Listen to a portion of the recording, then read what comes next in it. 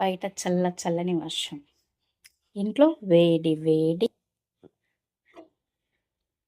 పుల్లగంద పులుసు. మీలో ఎంతమందికి పుల్లగంద పులుసు తెలుసు, అలాగే ఇష్టమో కామెంట్ చేయండి. మాకైతే ఈ పుల్లగంద పులుసు అంటే చాలా చాలా ఇష్టం. చాలా టేస్టీగా అండ్ రుచిగా కూడా చాలా బాగుంటుంది. కార్తీక మాసంలో తప్పకుండా ప్రతి ఒక్కరి కంద పులుసు ఒక్కసారైనా తినాలి అంటారు. ఎందుకో నాకు కూడా తెలీదు. తింటే అయిపోతుందిగా అని తినేస్తాం అంతవరకే.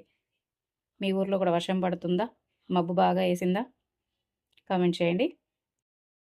బయట చల్లని వాతావరణానికి వేడి వేడి పుల్లగంద పులుసు వేసుకొని తింటే అన్నం హాయిగా కడుపు నిండిపోతుంది. చాలా బాగుంటుంది. ఫుల్ వీడియో కాసేపట్లో రేఖా రమేష్ వైబ్స్ ఛానల్లో అప్లోడ్ అవుతుంది. మొత్తం కూడా చూసేయండి.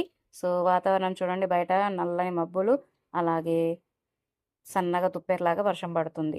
So please subscribe Rekha Ramesh vibes ఛానల్ని.